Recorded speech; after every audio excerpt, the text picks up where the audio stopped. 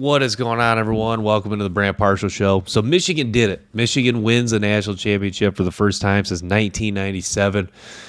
And what stood out to me about this was like, you go back to 2020, Michigan has the terrible 2-4 season. Everything just kind of goes off the rail for Michigan football, and you're thinking like if someone were to tell you that 3 years from now they're going to win a national championship, you're thinking like, man, you're crazy. Like, it just seemed like Michigan was so far away from beating Ohio State, from winning a national championship, and then they just 3 years later they get it done. I think it was one of those things. Jim Harbaugh kind of put his head down and kind of reevaluated things and just said, he told the team, let's go make some noise. But I think he was thinking that, you know what, he's kind of at a point in his life where, he just was not getting better. And it was kind of like, Bo Schembechler always said, you're either getting better or you're getting worse. I think Jim Harbaugh kind of just put his head down and say, let's figure out how to slay this dragon, beat Ohio State first, and then once we do that, we can do anything. So I think Jim Harbaugh put his head down. I think the team just put their head down and worked. Beat Ohio State, just got better. They got better with assistant coaches. They just got better all around, and they did everything they needed to do, from recruiting to putting together the best staff they could to win a national championship. And that game against Washington kind of was symbolic in a way, because if you think about Michael Penix was on the Indiana football team in 2020 when they picked apart Michigan. So if you want to talk about kind of symbolic of if you want to talk about being at the lowest point for Michigan football, 2020, getting shredded by Indiana, losing to Indiana for the first time in however many years, to Michael Penix, to fast forwarding 3 years later to beating up Michael Penix in Washington so bad that Michael Penix almost wants to quit in the fourth quarter of that game. So it was really a complete 360 and a complete kind of one of those, it kind of reminds you of a movie when the character, because obviously every good movie has a character going through a struggle. If you look 2020, Michigan getting shredded by Michael Penix, probably you could argue there's other points that might be perhaps were lower than that point, losing to Michigan State. But I think honestly that probably was the lowest point. So kind of like a character in a movie, they were at their lowest point right there. 2020, that lost to Indiana. Then you fast forward 3 years later, Michigan's football is at its highest point against Michael Penix, getting revenge on him, beating a strong Washington team that I think was a little bit humbled, because you look at Washington, and for some reason, I don't always get, as a Michigan fan, living through the Rich Rod era, Brady Hoke days, you don't always get super confident. You don't always go into as a Michigan fan, you don't always go into a lot of games just super confident, just like super, like really believing they're going to win. But that was a game I was going into. It's not necessarily, I was telling people, it's not necessarily I thought Michigan was going to win for sure. Like I would sell the farm to bet they were going to win, but I had a hard time picturing them losing. So usually that's when I'm pretty confident. When I have a hard time, any given game, when I have a hard time seeing one team lose, that's usually when I'm confident they're going to win. So like Michigan, the Alabama game, I was fairly confident, but not certain. And that's kind of how that game unfolded. And yeah, that's kind of the jokes now that Michigan football and Jim Harbaugh sent Alabama into retirement. To me, kind of shifting towards Nick Saban retirement, to me that's kind of just a heartbreaking loss for Nick Saban. It's sad he's got to go out that way, but you see a lot of great coaches sadly end their career with a loss. Like look at Mike Krzyzewski had to end his career with a loss to North Carolina. So I don't think Nick Saban wanted to go out that way, but if you look at Nick Saban, he's saying age played a factor in him retiring, but if you kind of look at his career, you look at a guy like Nick Saban, he he's getting older, like he said, making the jet. And I think he's a guy that he was getting tired of, college football constantly evolving. I think as you get older, you notice older people are not as open to change. I think that's just not even just with older people. I think that's something that as you get older, you don't want to deal with change as much. I think Nick Saban, now we get transfer portal, NIL, recruiting's getting tougher because you got Brian Kelly at LSU. Michigan is recruiting at a higher level, and Jim Harbaugh. And you got Washington on the rise with Kalen DeBoer. So you kind of look around the landscape, and the transfer portal's even in the play. Teams are getting better at recruiting. Alabama. We're not living in the world where there's no transfer portal, and Alabama's dominating recruiting classes, and they're dominating with JUCO.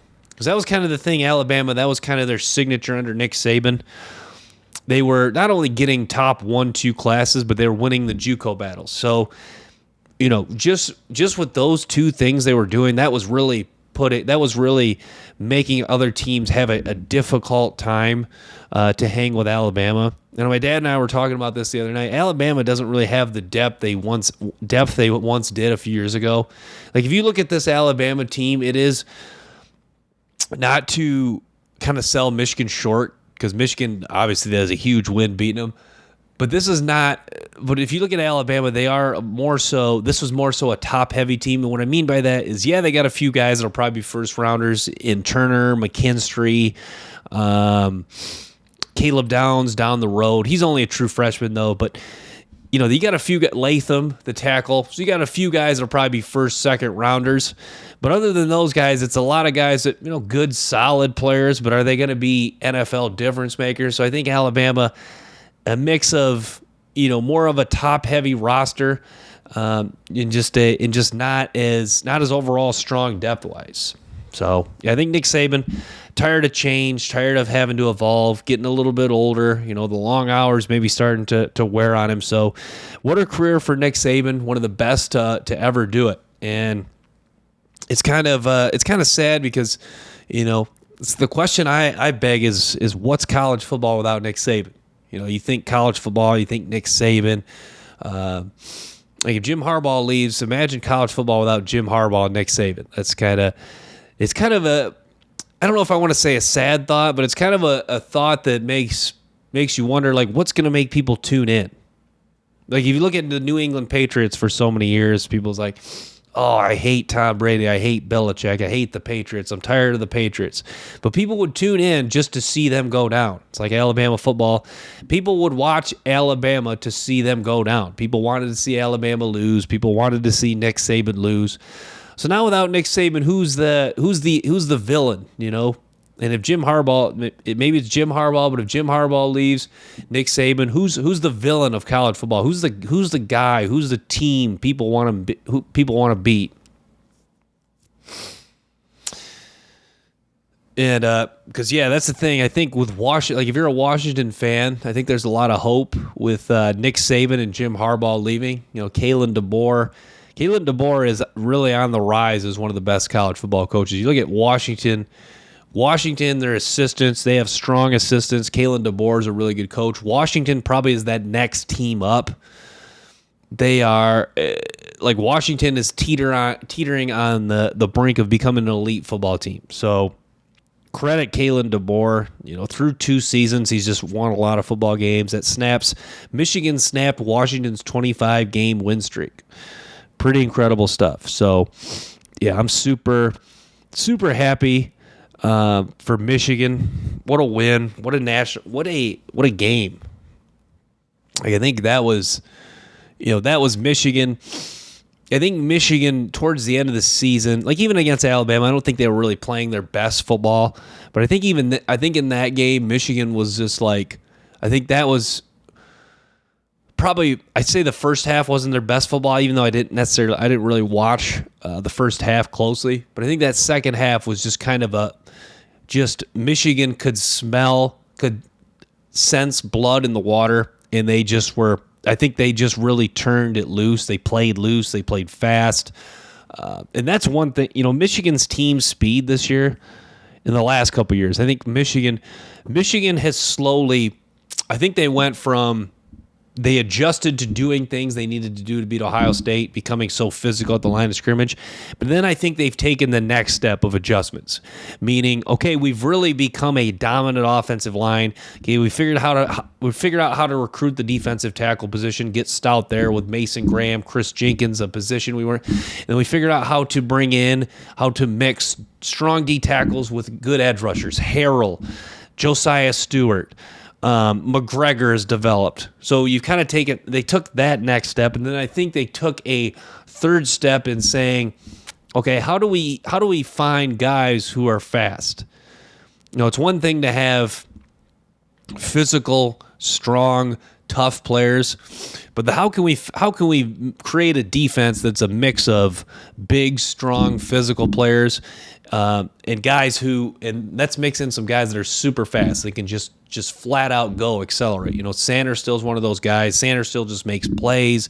Rod Moore makes plays. Makari Page can fly up. You got a fast secondary, guys that just not necessarily just have elite top end, 100-meter speed, but guys that just can really accelerate, burst, close in on ball carriers. And you saw Milroe when he took off to scramble.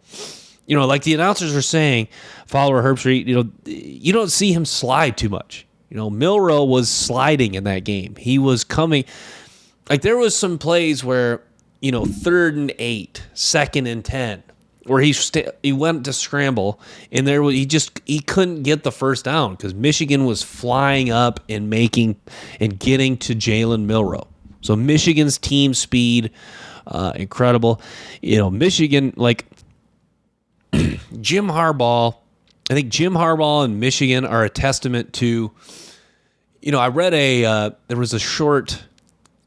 There's a short little story about.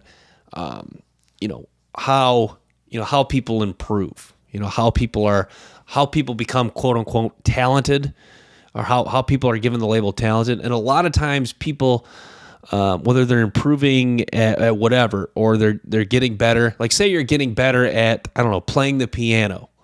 What really often happens is you're making just a bunch of small, subtle changes. I think with Michigan football, that's kind of what's happened. Jim Harbaugh kind of reinvented himself in 2020, kind of went back to some of the foundational stuff that he did at Stanford. But not only just that, I think it was small adjustments. Okay, let's bring in Mike McDonald. Let's bring in a coordinator who has success in the NFL. He can recruit some of these young guys. He can evaluate talent.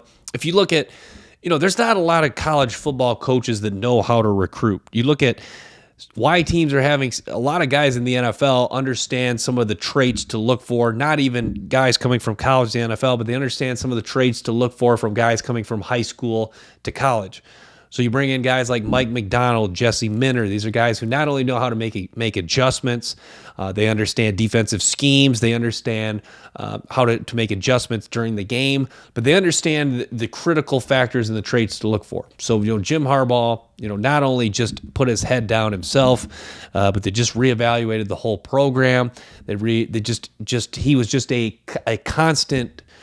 He's constantly battling and testing and trying to make subtle changes that inevitably would improve this Michigan football program over time. So yeah, Michigan wins the national championship for the first time since 1997. So I guess we'll talk a little bit about what this means for Michigan next year. I guess if you want to be optimistic for Michigan football next year, they do return arguably their 3 best players, Mason Graham, Colston Loveland, and Will Johnson. Boy, Will Johnson, and I'll say this, this is kind of Will Johnson's an example of a guy that Michigan landed that's really helped turn this program around. Because like for example, you look at that recruiting class. You look at the top 3 corners in that specific 2022 recruiting class. You look at Will Johnson. You look at Damani Jackson, Travis Hunter. Now, Travis Hunter is an excellent player, but maybe you can ridicule me. I think if you're talking about a pure cover corner, Will Johnson's a better cover corner. So Will Johnson was like kind of the 3rd rated corner in that class with him, Damani Jackson, Travis Hunter. So you look at that and you go, if you're just following recruiting out of high school, you're looking at those three, you're like, yeah, Michigan got maybe the third best corner. Yeah, he's a 5-star. In years past, Michigan, like Derek Green, some 5-stars they've landed. If you watch them and you're just like Kareem Walker was another guy, not to beat up on those guys, but they were like 4-star, 5-star guys. You look at their tape and you're like, yeah, there's some things to like. But you look at Will Johnson, you look at him, you go burst, speed, looks the part, cover corner, man-to-man on an island, can shut down Odunze, can shut down Burton for Alabama. Obviously, you didn't know that coming out of high school, but you just look like Will Johnson was a guy like Michigan, whether you're at Michigan, Washington, Alabama, Clemson, whatever program, Will Johnson is the type of guys you have to start landing, you have to start hitting on if you want to have success. So that recruiting class right there, 2022, Will Johnson, Mason Graham, Colston Loveland. Actually, Harbaugh's son found Colston Loveland. So Jay Harbaugh, a testament to him. Michigan has a staff. I've kind of reiterated this point, but Michigan has a staff that you're confident they know what they're looking for. So kind of like Bo Schembechler retiring, turning things over to Gary Moeller, and then eventually turning things over to Lloyd Carr. You're confident at this point in time of Michigan football, if Jim Harbaugh leaves and they turn the keys over to Sharon Moore or they turn the keys over to Jesse Minter, you're confident that this is a strong enough staff to kind of continue the way things are going. You just worry about that. Hopefully this doesn't turn into like Jim Harbaugh when he was at Stanford and they were... he turns the keys over to David Shaw. The program was strong for a long time, but then they kind of got off. They kind of, diverted from their ways. They lost assistants. They had some down season. Things kind of spiraled out of control. You hopefully, Michigan turning the keys over to Sherrod Moore, Jesse Minter. You hopefully that'll keep Michigan strong, but you hopefully they don't slowly take steps back. You hopefully just stay strong. I know Michigan's becoming a national title contender year in and year out. It's going to be a stretch, but hopefully they can sustain a high level of excellence where they're making the playoffs, winning the Big Ten at least every other year. I know Ohio State's not going anywhere as of now, but yeah, you hope Michigan stays strong and they continue to play at a high level, recruit at a high level, and continue to bring in assistant coaches that really know what they're doing and can really bring in great talent for this team. All right, we'll shift to the NFL. We'll talk some Lions. So the Lions play the Rams, and I guess this is a kind of the basic point, or kind of the basic thing to say about the Lions and Rams and Stafford coming back to Detroit is it's really going to suck if the Lions lose this game.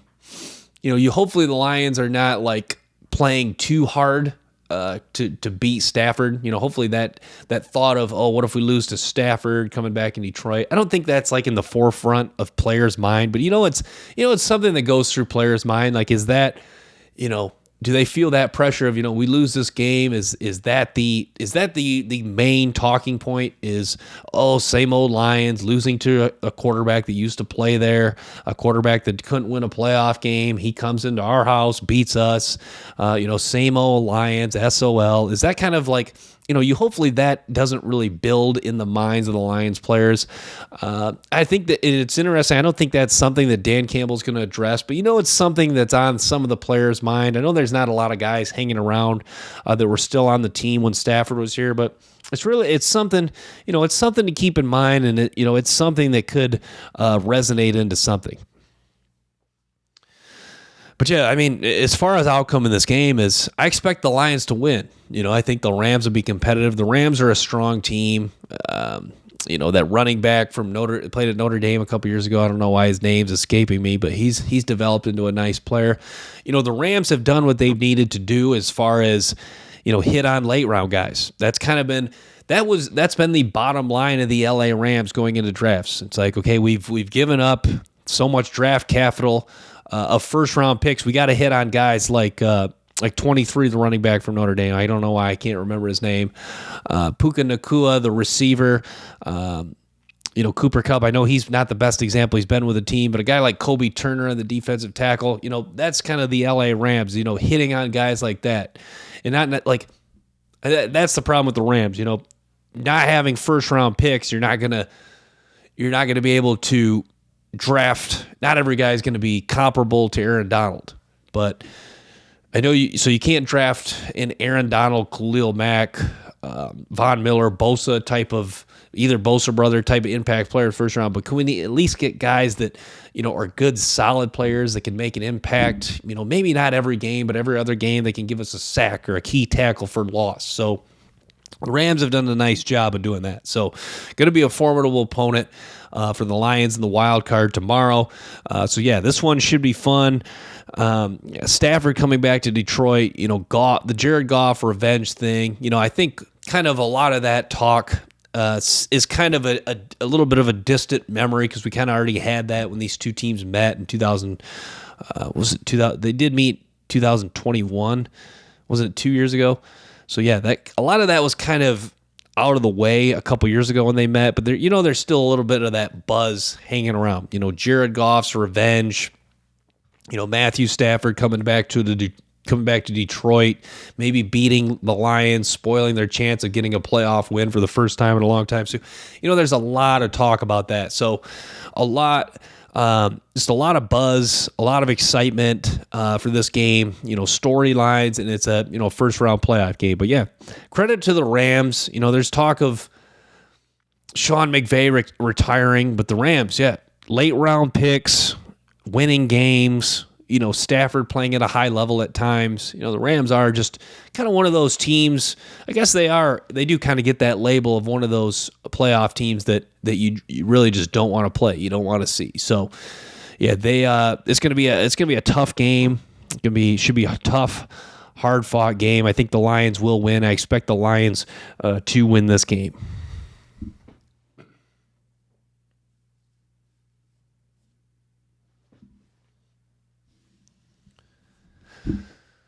So we'll talk a little bit of LSU. So yeah, LSU, really a tough season defensively. This team just did not play well overall defensively. I think that game against Wisconsin really summed up a lot of the issues with this LSU football team. Like if you look at the game against Wisconsin, fell behind to an opponent, I think I didn't watch Wisconsin a lot, but I think LSU was a better team. So fell behind to a team that wasn't better than them, gave up too many big plays. They gave up so many big plays this year. Some of their key impact players were not always impactful, whether it was Perkins, Mason Smith. Daniels certainly was offensively, but yeah, some of the impact players defensively, just not much of an impact. So LSU, too many big plays defensively. I know I've reiterated that a couple times, but yeah, just really an underwhelming season. It was kind of a season that reminded you of it was like 2007. I know we're going back a ways. It's kind of like Florida's 2007 season where Florida was like 9-3, 9-4, and they just had some bad games defensively, gave up too many big plays. That's what LSU season this year kind of gave you vibes of.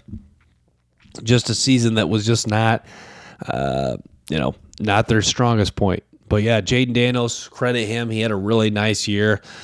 Daniels made a lot of plays, throwing the ball, running, winning the Heisman. So I think LSU, this is one season that at least will stand out in history. You could say you had a Heisman Trophy winner. Malik Neighbors was strong. Lacey had a solid year. Brian Thomas was really good. I think he really even blew most people's expectations out the water. But yeah, LSU was as strong as most people thought offensively. Offensive line really good, but yeah, defensively, just a lot of issues with that team. And the second half against Florida State, in the first half against Wisconsin, really symbolic of just how low this team was at times.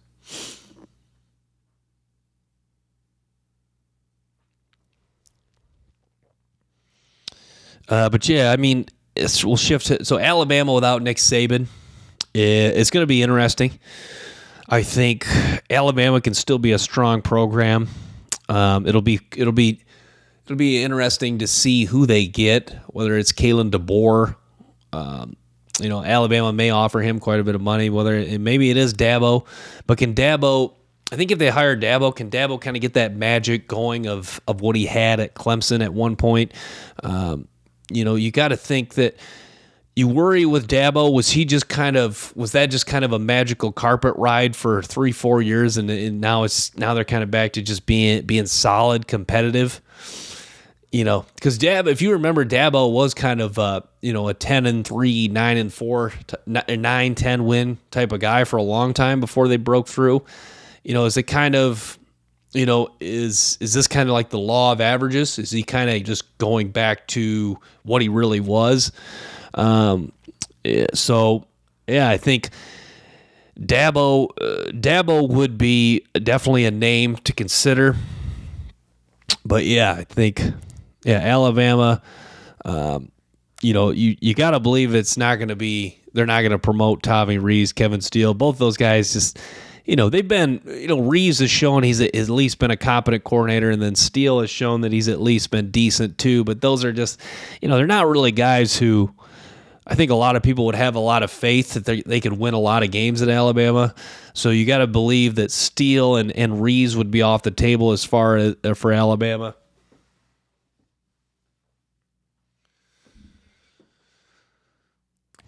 But college football next year, you got to believe Georgia's going to be strong again. I think, I'm a little disappointed that Georgia was left out of the college football playoff.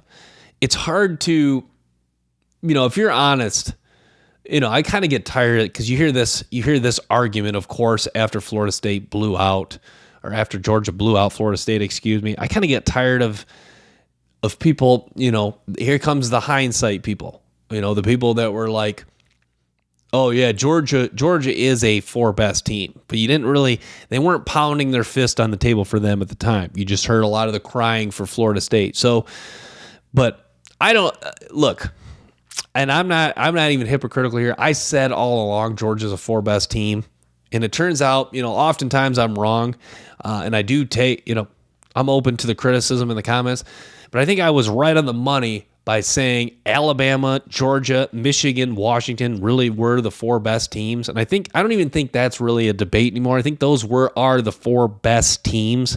I think Georgia versus Washington. And I said, look, in Texas, and I've said also that Texas would have been the team I would have left out too. And a lot of people, Texas is kind of like I don't know how to describe Texas making the playoff. They're kind of like that team where you knew they probably weren't going to win it all, but you knew they were kind of like they had a lot of the